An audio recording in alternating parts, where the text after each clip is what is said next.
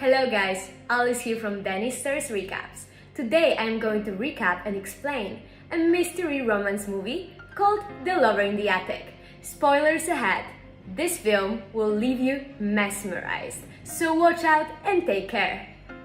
Happy protesters gather around the prison where Otto Sandhuber is held, a famous American writer of the early 1900s. Slowly, he starts to narrate the incident that locked him away behind bars. A story of a young housewife, Dolly Osterich, married to a successful businessman, Fred Osterich, who dealt with textile manufacturing nationwide. Their first encounter immediately left Fred in great admiration for Dolly. Not long after, Fred decided to climb the altar with Dolly. The movie is portrayed to have been a true life story of Walburga Osterich, also nicknamed Dolly Dolly. The story takes place around the time of 1920 till 1955. Following the event after their marriage, Dolly would soon be left feeling dissatisfied about her marriage and sexual life, leading her to committing one of the most common sins in our everyday society, only slightly to a higher level. One morning before getting ready for work, Fred comes downstairs to greet his wife Dolly. She shows him one of her latest designer works she copied from a French magazine and hopes her husband Fred could sell it, but he refuses, saying his customers were not from Paris. Later that day at work, Dolly shows some of her co-workers her sewing work, as they talk about remodifying it a bit. Otto walks in and begins working on his sewing machine. Dolly picks up a book and reads, after which hearing from her co-worker that Otto was a writer, but Otto snatches the book from her hands, explaining fancy ladies didn't read those. At night, after playing cards with his mates and showing off Dolly, Fred sleeps away, forgetting to play the sensual activity of the night with Dolly. That gets her rather thoughtful. The next morning, Dolly tries to convince her husband to take her to a particular event so he can have her at any time of the day, but Fred gets upset. He strangles her by the neck, making it clear that he wasn't bargaining to make love with her. Little did Fred know that Dolly would want to taste life then end up in a loveless marriage. Sometime later, Fred congratulates Dolly on her apron making small sales. Dolly says she wouldn't be able to finish the designs because her machine was broken, and Fred should send a repairman to fix it. A few days later, Otto stopped by on his bicycle. Turns out he's the repairman sent by Fred. While he walked up to the Osterich stairs, he greets their friendly neighbor. Dolly opens the door for him to fix her sewing machine. While doing so, she extends her leg close to Otto to remove her shoe. Otto has already fallen for her and can't resist her temptation. She later asks Otto to take off his clothes, which the boy did with vigor. He asks if she would take off hers, but instead, she tells him next time, and in order for there to be a next time, he would have to come every day to fix her sewing machine while Fred was at work. Otto is absolutely thrilled by this, and comes every day to Dolly's manor. He quickly becomes a yes man to her, as she uses most of his lustful desires to get to him. Subsequently, they even have a hormone sandwich after foreplaying around the house. Otto thinks Dolly should get a divorce, as he doesn't want to share the same bed with a married woman. Dolly cheerfully refuses his advice. She explains she doesn't want to go bankrupt and poor like her mother did, so all Otto needed to do was please her and they would be alright. The following day, Dolly needed to make things right with her neighbor, Mrs. Clarkson, who had been seeing Otto coming in and out of her home. She uses the opportunity of Mrs. Clarkson's son's birthday to tell that Mrs. Clark Otto was her brother, who has helped from time to time. But Fred, her husband, doesn't like seeing Otto. Mrs. Clarkson was ignorant, but was really accepted this lie of Dolly. Otto comes to visit Dolly the next day. She takes him to the attic where she convinced him to live there. Finding out Otto was an orphan and had no immediate family, the world would never know he even existed, adding to the fact that he would be having her sweet body every day. She plans to pay him, and he would never have to work again as a repairman. As for Otto, who told the story, he explained Dolly was good at locking a man up and making him imagine it was paradise. Further explaining, he didn't know if Dolly was playing him or not, but either way, she made him so dizzy he didn't care either way. That very night, Otto hears the couple's screams as they made love right beneath his nose. He felt like he should rush in there and give Mr. Osterich a piece of his mind. In the morning, avoiding the windows like he was told to, he saw a glimpse of Fred leaving the house to work. Immediately, Dolly rushes in to greet him. Otto grabs her by the bosom and undresses her like she pleased, before having a sandwich with him. During the day, she asks Otto to write a book about her, so later when they were famous, people would know she inspired him. Otto agrees to this. Dolly then goes out to get groceries and leaves the entire house to Otto. Otto goes around the house playing and pretending to be Fred by wearing his coat. He knew that if he wasn't able to write a good book, Dolly would get him kicked. So instead, he decided to use their affair as a story to tell. Later, he reads part of his story to Dolly in the bathtub. She likes it and promises to get it published after finishing it. Otto is excited. He jumps into the bathtub with her and they have another round of hormone stimulus. The following evening, after sharing their bath together, Otto cooks for Dolly, but before the two could eat the food, Fred comes home from work. Dolly is forced to take Otto back into the attic while she goes to welcome Fred. Fred comes inside and perceives the aroma of the food. He says it's better than all the garbage Dolly has been making for him ever since. Dolly gets heartbroken but doesn't show it. While they ate, Fred asks for his remaining pie in the kitchen. Dolly tells him he ate it, and he should take a good look at the mirror before very soon they wouldn't make his sizes of clothes anymore. Fred gets angry and smacks her. After a couple of years, Otto managed to successfully live inside the attic for 4 years without having Fred find out. Although he explained they were close calls when Fred almost noticed him. He further explained how he kept Dolly happy while Fred was away, like she needed them both to coexist you.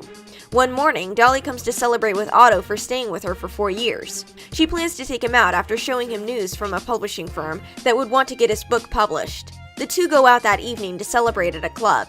But after a while, Otto begins to hallucinate and wishes to go back home. Back home, he makes Dolly confirm that there is still hope for the both of them. Due to this, Dolly then makes sure that Fred has life insurance as soon as Fred got home. Fred also plans to take Dolly out. When Dolly is preparing to leave, Fred comes in, causing Otto to hide under the bed while watching her husband give Dolly a very expensive necklace. From Otto's narration, he hated it as he watched Fred take Dolly out. When they got to the party, Dolly becomes the center of attraction. Numerous men wanted to dance with her while Fred watched from behind. Moments later, he gets enough of it, and angrily goes to cut Dolly short and pull her out of the dancing floor. Outside the party, Fred nags about Dolly flirting with all the men. Dolly assumes she likes dancing, and Fred doesn't. Fred doesn't care and takes her home. Meanwhile, Otto is relaxing on the couch when the couple gets home. Fred notices him run, so he rushes upstairs to get his gun against the intruder while Otto makes his way through the back. By the time Fred arrived downstairs, Otto was already gone. That night, Otto had to spend his evening with a homeless drunkard out on the street. He knew Dolly had him so hooked to her, he couldn't do anything about it, but he knew he should do something about it. The next morning, he returns to Dolly. She is happy to see him. They quickly kiss and she gives him a bath. She also gives Fred's gun just in case of protection. The following week, Dolly goes to Fred's insurance company just to make sure Fred pays his life insurance so her and Otto wouldn't need to suffer if Fred is gone. Turns out he did, and she had nothing to worry about. Fred takes Dolly out of town for dinner so she could forgive him. Dolly looks around the place, but Fred assumes she's already flirting with guys around. He becomes angry this time around and reminds her in a harsh way that she would never become an actress, and she would never go to Hollywood, and she would never sleep with any famous actor. Everyone around looks around at the both of them, but Dolly has had enough. She doesn't care anymore. She explains to Fred she would rather drink to death if the only option was to remain with him forever. The both of them argued till they got back home. The argument became so serious that Otto in the attic comes downstairs, pointing the gun to Fred and asking him to let go of his lover. Fred realizes Otto has been living with him for the last 6 years. He jumps at Otto to get his gun, but Otto defended himself. They both fall to the ground, and while struggling, Otto manages to shoot Fred. He knows the neighbors would hear the gunshot, so he pretended it was a robbery by taking Fred's watch, smacking Dolly, and locking her into a closet. When the neighbors got into the apartment with the police, they unlocked Dolly from the closet. Dolly tells them it was a robbery. The detectives aren't so sure about that because whoever the robber was, he didn't touch the cash in Fred's wallet. The next morning, Dolly is called to station. Detective Herman thinks there's something wrong with the death of Fred. He asks her some questions about her marriage, and Dolly answers it perfectly fine. After a while, she wishes she would leave the station. Another time, Dolly celebrates with her newly found boyfriend, Mr. Roy, who is in charge of her insurance. Otto hears them having a hormone sandwich, so he comes downstairs to see for himself. He's disappointed and goes back up. Later, he scolds Dolly for sleeping with Roy. Dolly says she needed to make sure her insurance money was attainable, so she had to make sacrifices. She managed to calm Otto down by having a sandwich with him, and besides, they were moving to Hollywood, which was good news. Many years passed, and the two are now famous in Hollywood. Otto wants a marriage, but Dolly doesn't want that yet. She claims she had a lot of work to do before marriage. Even when Otto tries, she tells him a lot of people would take his job of writing in a big house and having a hormone sandwich with her all day. Meanwhile, Mr. Roy, Dolly's insurance agent, goes to visit Dolly, but finds out her house was out for sale. Knowing he had been tricked, he goes over to the station to turn in the gun and tell on Dolly. 2 weeks later, Dolly plans a party. She invites many Hollywood stars. Otto doesn't like the fact that all her attention is taken away by her attorney, Mr. Herman, so he creates a distraction that gets everyone following him and laughing. Later, she scolds for doing something like that because it could jeopardize his safety. Otto is upset that all Dolly does is go about flirting and sleeping with men. He climbs upstairs in anger. Dolly gets a call from Detective Klein. He said he wanted to see her. She gets him an appointment and ends the call. Otto doesn't like this. He tries to convince Dolly to leave the country with him, but Dolly disagrees. She wouldn't want to live like a fugitive, and moreover, she's making the kinds of friends she deserves, Dolly said. She makes Otto very upset, so he stomps back upstairs. Few days later, Detective Klein visits Dolly. He explains to Dolly her insurance agent who she slept with told on her. He even brought Fred's gun, but Dolly denied all the accusations dealing with the gun and Mr. Roy to the detective.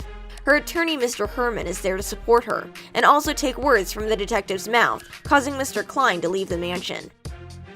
Later, Dolly thanks Mr. Herman for helping her get rid of Klein by giving him her husband's watch. Otto watches and gets heartbroken by this. Later that night, Dolly apologizes to Otto, saying all that she is doing is for his benefit. Otto doesn't care, because he assumed Dolly didn't love him anymore. She'd only used him for a slave for her pleasure. Dolly tries to deny that and seduce him, but he pushes her off him. Otto decided to do things the right way now. Sometime later, Mr. Herman takes Dolly out and proposes to her. Dolly accepts his proposal, then later they go back home, kissing themselves. Otto comes down and ends their lovemaking. He threatens Herman with a knife while revealing who he was to him. A lover and a slave, who Dolly put in her attic to please her. Herman is very disappointed at Dolly. Dolly denies it, but the men don't listen to her. Herman gets his ring off her finger and leaves. Otto confesses that he already called Detective Klein and he was on his way to the house. Dolly is devastated. She reminds Otto he shot Fred, but either way, what had been done had been done. Shortly after, the cops show up at their doorstep. Otto is taken into custody, and Dolly is taken too a while after. Mr. Herman, Dolly's attorney, visits her in prison. He informs her that Otto's lawyer would be painting her as a puppeteer and Otto as a puppet, so most of the blame could fall on her. He also informs her that both Otto and her would be tried together. Their trial comes. Dolly is first accused by Otto's lawyer of seducing Otto, who was only a teenager then. He said Dolly fed Otto with thoughts of killing her husband, Fred Osterich, and running away with the insurance money over Fred's life. Dolly claims that she never intended to hurt her husband, but Fred was abusive, and she had kept Otto in the house to make her feel comfortable. Dolly says Otto was driven by the fictional books and characters he made up, saying maybe those were the things that made him think he could murder Fred. When it was Otto's trial, Mr. Herman broadly explains that Dolly did Otto a huge favor by letting him stay in her house, but Otto once again, driven by the fictional love stories he wrote by himself, made him into believing something more could exist between him and Mrs. Osterich. Thereby, all crimes he committed had nothing to do with Mrs. Osterich, but all inside his imaginations and lust. After their trial, the jury finds Otto guilty of manslaughter and sentenced him to prison, but didn't reach a verdict for Dolly Osterich. Immediately, the officers take Otto away. When he comes in close range with Dolly, nothing is said between the two, but with Dolly's expressions, she felt terribly affected by this. One could say she really had feelings for Otto Sandherber. A story based on a true life event, the actual individuals these characters were played on happened to have different endings. Otto Sandherber was released soon after sentencing because of the statute of limitations, then after, moving to Canada to complete his stories. As for Dolly, she took up with various men and finally married 2 years before her death in 1961. This is Dennis Stories Recap. Peace out!